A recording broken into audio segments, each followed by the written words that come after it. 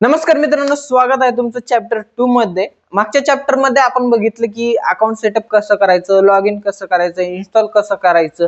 त्यासोबतच आपण जेव्हा लॉग इन करतो तेव्हा जो आपल्याला इंटरफेस दिसत असतो त्या सगळ्या इंटरफेस आपण एक्सप्लेन केलेला.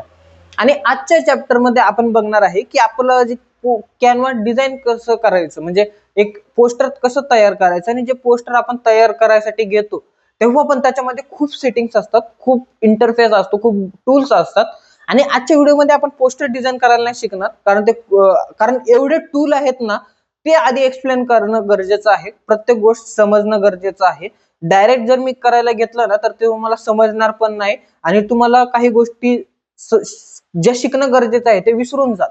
त्याच्यामुळे आपण स्टेप बाय स्टेप जाणार आहे. आणि आजच्या व्हिडिओमध्ये आपण तयार करणार आहे एक कॅनव्हास, म्हणजे ज्याच्यावर आपण डिझाईन करणार आहे. आता कॅनव्हास म्हणजे काय असतं की समजा आपला एक किचन ओटा आहे, त्याच्यावर आपलं गॅस असतो, आपण त्याच्यावर काम करत असतो काय करायचं असलं तर. तसंच कॅनव्हास असतं, एक ब्लँक पेज असतं. त्या ब्लँक पेजवर आपण आपली डिझाईन काढत असतो.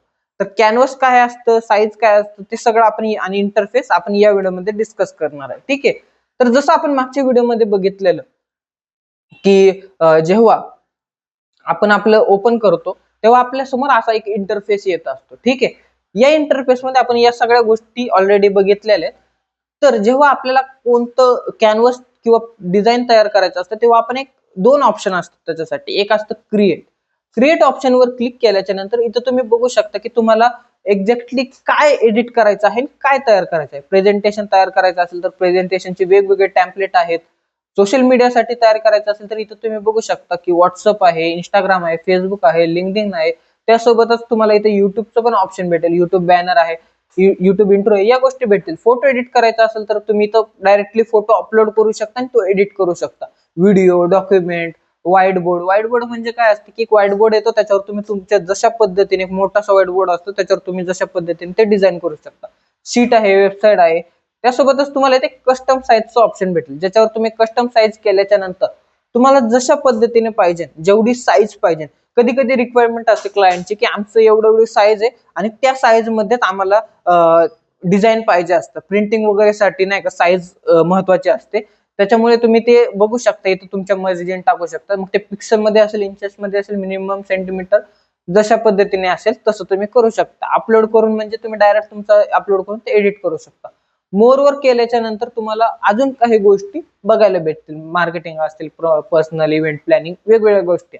हा झाला पहिला मेथड. दुसरा मेथड आहे, तुम्ही इथून पण डायरेक्ट तयार करू शकता. सोशल मीडियावर क्लिक केल्याच्या नंतर ते ओपन होणार डायरेक्ट. आणि तेच जे आपण इथं क्रिएट वर जेवढ्या गोष्टी बघितल्या त्या सगळ्या गोष्टी तुम्हाला इथं बघायला भेटतील. ठीक आहे. हा झाला एक कसं आपण कॅनव्हास ते तयार करणार. ठीक आहे. तर आता सगळ्यात पहिल्यांदा आपण इंस्टाग्रामची एक पोस्ट तयार करायचं बघूया. ठीक आहे. जेव्हा आपण याच्यावर दाबतो तेव्हा आपले कॅनव्हास तयार होतो. आता फोटोशॉप मध्ये याला कॅनव्हास म्हणतात, पण कॅनव्हा मध्ये इथं याला पेज म्हणतात. इथं जर तुम्ही बघितलं ना, इथं पेज म्हणतात त्याला. ठीक आहे.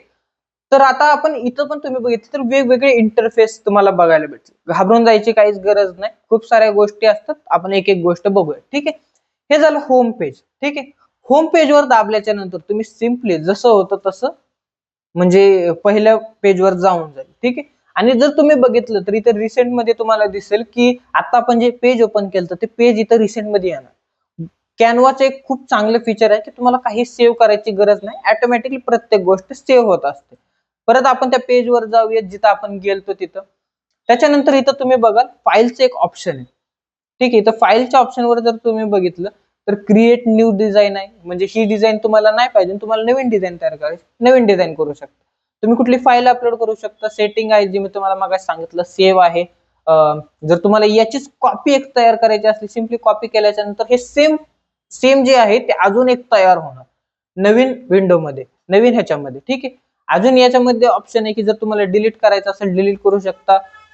व्हर्जन हिस्ट्री काय असतं की आता तुम्ही काही काही गोष्टी आपण एक एक एक एक करत असतो, पण तुम्हाला जर समजा आता आपण 5 स्टेप केले आणि जर तुम्हाला 2 स्टेप आहे जे रिसेंटच्या त्या नाही पाहिजे, तुम्हाला तिसऱ्या स्टेपवर जायचं असेल तर तुम्ही ते व्हर्जन हिस्ट्रीवर क्लिक केल्याच्या नंतर तिथं जाऊ शकता. फाइंड अँड रिप्लेस टेक्स्ट आपण सगळ्या गोष्टी बघणार आहे.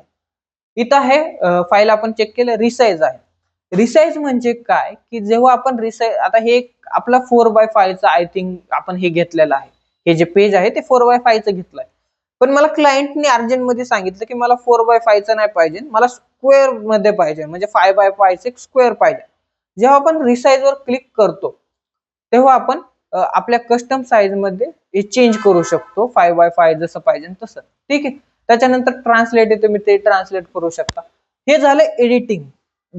इथं जे ऑप्शन आहे एडिटिंग, हे कशासाठी आपण वापरतो की आता आपण काय करत आहे, एडिट करत आहे. जेव्हा आपण व्ह्यू वर दाबन तेव्हा आपण याच्यामध्ये जे पण आहे ते काहीच एडिट करू शकणार नाही, कारण आता आपण व्ह्यूइंग मोड मध्ये आहे. ठीक आहे. हे त्यावेळेस कामाला येते आपण जेव्हा दुसऱ्याला कुठली फाईल शेअर करतो आणि आपल्याला असं वाटतं की नाही याने फक्त आपली फाईल बघावी, एडिट करू नये, तेव्हा आपण व्ह्यूइंग मोड करू शकतो आणि इथून शेअर करू शकतो. ठीक आहे. तर आता आपण एडिटिंग मध्ये जाऊया. हे काय आहे, हे आहे की जेव्हा पण आपण ऑफलाईन मध्ये इथं केल्याच्या नंतर आपण ऑफलाईन मध्ये ते प्रोजेक्ट आपला सेव्ह करू शकतो, बघू शकतो, मेक इट ऑफलाईन. ठीक आहे.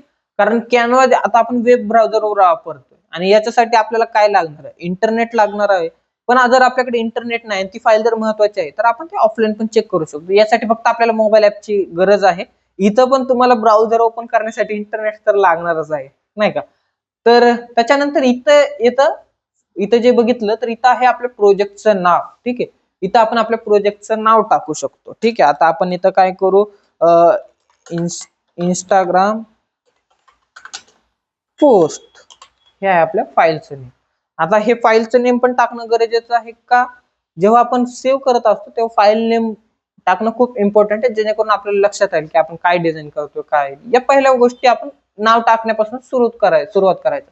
इथं तुमचं प्रोफाईल आहे. ठीक आहे. इथं दिसत असेल ओनर आहे. ठीक आहे. हे जे करत आहे त्याचं हे आहे अनालिटिक्स. जसं मी तुम्हाला पहिल्या चॅप्टर मध्ये सांगितलं की तुम्ही इंस्टाग्राम, युट्यूब पण ऍप्स कनेक्ट करून इथून डायरेक्ट तुम्ही त्याच्यावर शेअर करू शकता. जर तुम्ही इथून डायरेक्ट पोस्ट इंस्टाग्रामवर जर तुम्ही शेअर केली ना, तर इथे अनालिटिक्स याच्यातून तुम्ही बघू शकता की कसं परफॉर्म केलं त्या पोस्टने, काय इम्प्रेशन आहे, काय ते आपण चेक करू शकतो. ठीक आहे. याच्यानंतर आहे करंट पेज. तुम्ही कमेंट वगैरे ऍड करू शकता, जेणेकरून समोरचं जेव्हा तुम्ही प्रोजेक्ट शेअर कराल तेव्हा त्याला समजेल. इथे एक बटन आहे शेअरचं. जेव्हा तुमचं प्रोजेक्ट पूर्ण कम्प्लीट होईल तर डाउनलोड कसं करायचं, शेअरच्या बटनावर क्लिक करून तुम्ही इथं डाउनलोड ऑप्शनवर क्लिक करून डाउनलोड करू शकता किंवा डायरेक्ट इंस्टाग्रामवर अपलोड करू शकता. मोरवर क्लिक केल्याच्या नंतर इथे तुम्हाला वेगवेगळे ऑप्शन भेटतील. व्हॉट्सअप आहे, युट्यूब आहे, जसं मी सांगितलं आपण शेअर करू शकतो. ठीक आहे. हा झाला टॉप हेडर. आता आपण वरचं बघितलं. आता आपण बघूयात इथं साइड पॅनलचं. हे जो पॅनल आहे ना, हे बघूया. ठीक आहे. सगळ्यात पहिल्यांदा आपल्याला भेटतं टेम्पलेट्स. टेम्पलेट्स मी ऑलरेडी एक्सप्लेन केले पहिल्या चॅप्टर मध्ये, तरी पण सांगतो की इथं रेडीमेड टेम्पलेट्स असतात. वेगवेगळे प्रकारचे रेडीमेड टेम्पलेट्स असतात आणि अनलिमिटेड टेम्पलेट्स असतात. तुम्ही डायरेक्टली इथं घेऊन तुम्ही एडिट करू शकता. ठीक आहे. हे आपण जसं मी पोस्टर एडिटिंगला घेईन ना, त्याच्यामध्ये तुम्हाला समजेल किती महत्वाचं आहे. त्याच्यानंतर झालं एलिमेंट्स. ठीक आहे. एलिमेंट्स म्हणजे काय असतं की जर तुम्ही कोणताही पोस्टर बघा, त्याच्यामध्ये सर्कल असतात, शेप्स असतात, एरोज असतात, वेगवेगळ्या गोष्टी असतात, त्याला म्हणतात एलिमेंट्स. आणि एलिमेंट्स मध्ये याची लायब्ररी पण खूप मोठी आहे. त्याच्यानंतर आहे टेक्स्ट.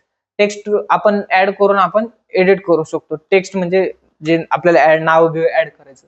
ब्रँड मी ऑलरेडी एक्सप्लेन केलं आहे की जर मी एखादा ब्रँड घेतला तर त्याचं एक स्पेसिफिक कलर असतं, फॉन्ट असतं, नीच असतं, स्टाईल असते.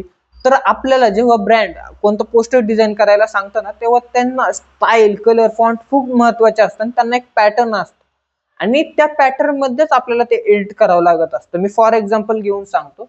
आता मी माझं ब्राउझर ओपन करतो आणि इथे टाकतो एक रिअल एस्टेट कंपनी. आता रिसेंटली सर्च केलं मी रिअल एस्टेटसाठी, तर मी तुम्हाला दाखवतो.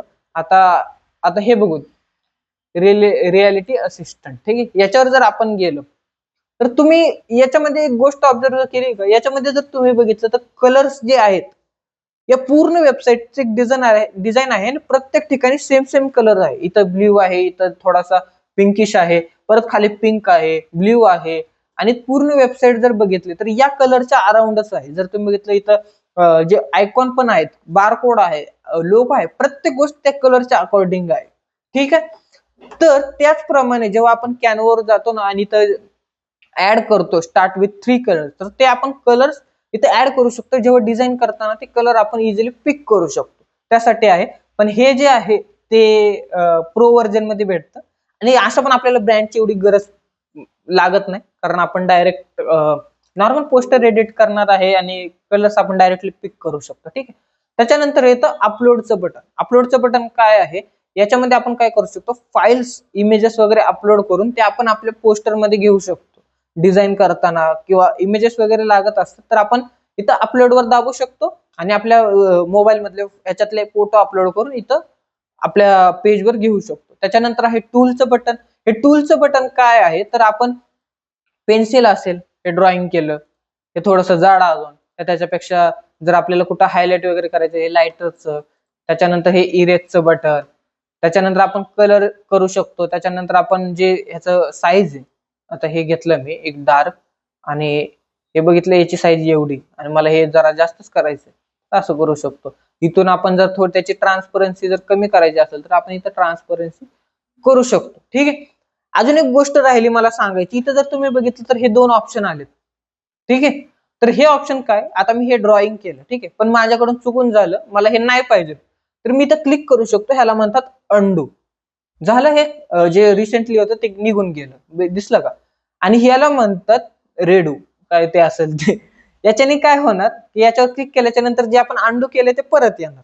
ठीक आहे. खूप कामाचं टूल आहे आणि जर याच्यावर वापरत असाल तुम्ही पीसीवर तर control Z shift Z, undo साठी कंट्रोल झेड वापरू शकतो आणि रेडू साठी कंट्रोल शिफ्ट झेड वापरू शकतो. ठीक आहे. पण मोबाईल मध्ये जर वापरत असेल तर इथे तुम्हाला ऑप्शन भेटेल अंडूचं, डायरेक्टली तुम्ही करू शकता. आणि आपलं नशीब एवढं चांगलं आहे की लाईट गेलेली आहे. आणि ठीक आहे, एवढा चॅप्टर कम्प्लीट करू आणि नेक्स्ट चॅप्टर मध्ये आपण पुढच्या गोष्टी डिस्कस करू. ठीक आहे. आता हे जर प्रोजेक्ट मी ऑलरेडी डिस्कस केलेला आहे मागच्या चॅप्टर मध्ये. ऍप जे आहेत ते पण मी ऑलरेडी डिस्कस केलं आहे मागच्या याच्यामध्ये. इथं दिसत असेल ऑफलाईन झालं आपलं नेट गेल्यामुळे. ऍप्स ते आपण मागच्या याच्यामध्ये डिस्कस केलेले. मॅजिक मीडिया मध्ये जे ऍप्स असतात AI चे ते आपण वापरू शकतो. ठीक आहे. तर मला वाटतं की हे झालं पूर्ण पेज, याचे टूल्स, इंटरफेस वगैरे. आणि या सगळ्या गोष्टी वापरून आपण एक चांगलं डिझाईन तयार करणार आहे. ठीक आहे. पण याच्यामध्ये अशा अजून गोष्टी आहेत ज्या समजून घेणं खूप गरजेचं आहे, जसं टेक्स्ट आहे किंवा एलिमेंट्स आहे. या गोष्टी आपण पुढच्या चॅप्टर मध्ये डिस्कस करणार आहे, कारण जेव्हा तुम्ही टेक्स्ट लिहिसाल त्याच्यामध्ये अजून नवीन नवीन गोष्टी ओपन होत असतात ज्या समजून घेणं गरजेचं आहे. ठीक आहे. तर पुढच्या चॅप्टर मध्ये आपण टेक्स्ट एलिमेंट्स बघूयात. भेटूया पुढच्या अध्यायामध्ये. तोपर्यंत जय हिंद, जय महाराष्ट्र. पण एक गोष्ट, जर तुम्हाला सिरीज आवडत असेल तर व्हिडिओला लाईक करा, चॅनलला सबस्क्राईब करा आणि आपल्या मित्रमैत्रिणी आणि नातेवाईक ज्यांना या व्हिडिओची, या सिरीजची गरज आहे त्यांना शेअर करा. एवढं फास्ट यासाठी बोलत आहे कारण लाईट गेली आहे. ठीक आहे. भेटूया आणखी एका नवीन व्हिडिओ मध्ये, म्हणजे पुढच्या चॅप्टर मध्ये लवकरच. तोपर्यंत जय हिंद, जय महाराष्ट्र.